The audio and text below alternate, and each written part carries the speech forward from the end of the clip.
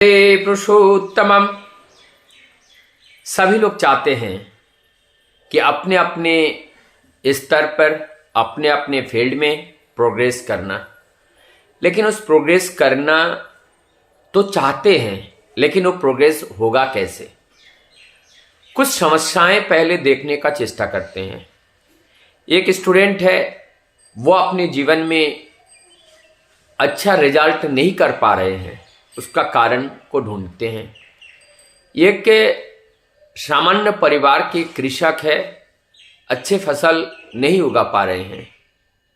एक गवर्नमेंट सेवा देने वाले कर्मचारी हैं, वो अपने फील्ड में अच्छा सेवा नहीं दे पा रहे हैं, अच्छा परफॉर्मेंस नहीं कर पा रहे हैं। एक पुलिस ऑफिसर है, बहुत अच्छा परफॉर्मेंस नहीं दे पा रहे हैं। पॉलिटिकल लीडर हैं, वो समाज को सही दिशा नहीं पा रहे हैं। क्या कभी इसके मूल में हमने ढूंढने का प्रयास किया, इसका मूल क्या है? अच्छा, अब हम देखते हैं मित्रता की स्थिति।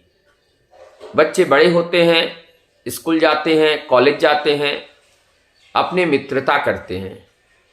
लड़का अपने लड़कों से भी, लड़कियों से भी, बॉयफ्रेंड गर्लफ्रेंड एक लड़के का भी होता है, बॉयफ्रेंड गर्लफ्रेंड एक लड़की का भी होता है। एक देखा जाता है, एक साधारण व्यक्ति परिवार में रहते हैं, उनके भी बहुत सारे मित्र होते हैं। स्वाभाविक है, मित्रतावत जीवन से चलने पर ही सभी हमें एक दूसरे से मित्रता और बढ़ती चली जाती है। लेकिन तो ये चलता चला गया, पॉलिटिकल साइड में भी वहाँ पे मित्रता बढ़ती है। अब यह प्रश्न उठता है कि मित्र किसे कहेंगे और शत्रु किसे कहेंगे? साधारण सी बात है, मित्र वही है जो हमें लक्ष्य की ओर पहुँचने में मदद करे, और शत्रु वही है जो लक्ष्य से हमें भटका दे। अब हम देखेंगे कि हमारे जीवन में कौन मित्र है और कौन शत्रु है। स्टूडेंट के लिए अब कौन कौन सा मित्र है और कौन शत्रु है?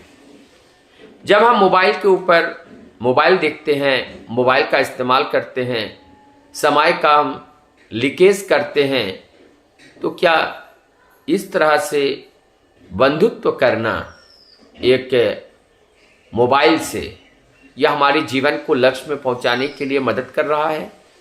अगर नहीं कर रहे हैं तो ये मित्र तो नहीं हो सकते हैं। अब क्या हो सकते हैं, आप खुद को समझना चाहिए।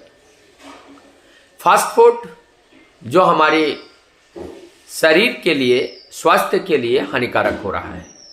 Liver, kidney, intestine, pancreas, different organs affected हो रहा है इस फास्ट फूड से। हमारा लाइफ ऊर्जा, एनर्जी कम हो रही है। हम विभिन्न तरीके के बीमारी के शिकार हो रहे हैं। हमारा जीवन समय से पहले बुढ़ापा को प्राप्त हो रहा है।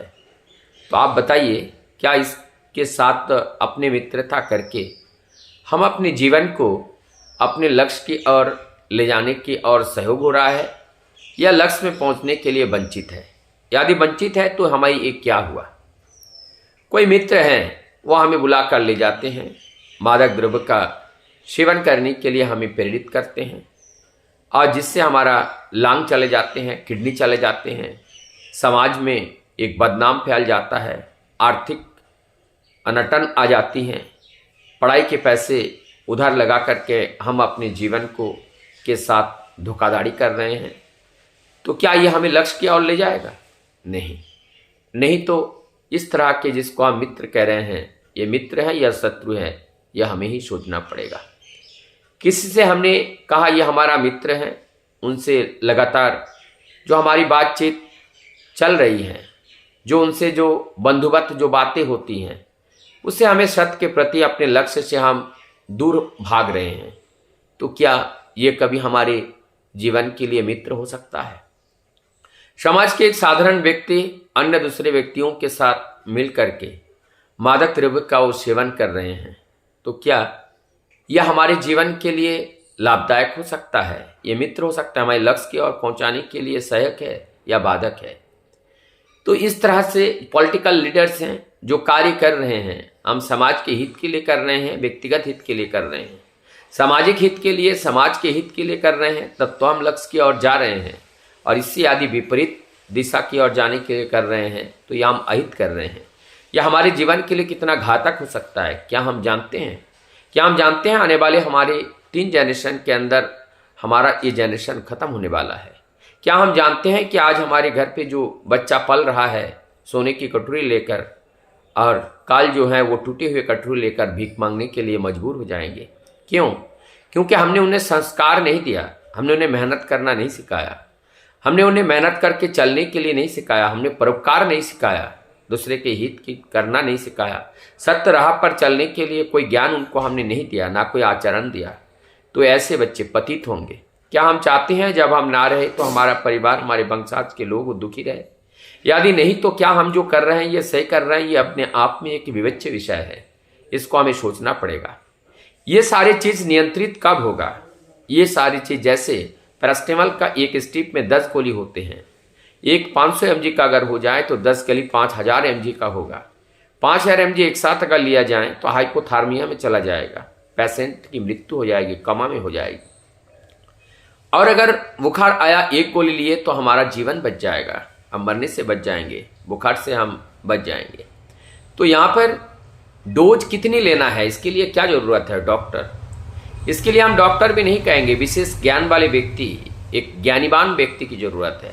और वो कौन होते हैं? विशेषज्ञ, जो इस विषय के अज्ञ होते हैं, जो इस विषय के बारे में जानकार होते हैं, वो विशेषज्ञ। और वो कौन है? शरीर के विशेषज्ञ हैं डॉक्टर, गाड़ी के विशेषज्ञ हैं मिस्त्री, मकान के विशेषज्ञ हैं मकान बनाने वाले मिस्त्री। इसलिए हर साइड का एक विशेषज्ञ अलग अलग होते हैं।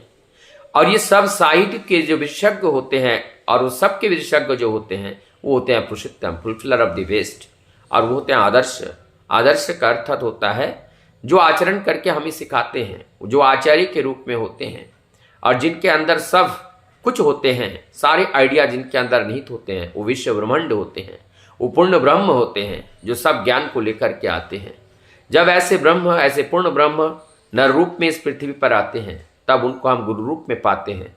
और गुरु रूप में पाकर के जब उनको हम अपने जीवन में धारण करते हैं तो निश्चित रूप से हमारी ज्ञान का वर्धन होता है, जीवन लक्ष्य स्पष्ट हो जाते हैं, जीवन चलने के पथ पर कोई बाधाएं नहीं आती हैं।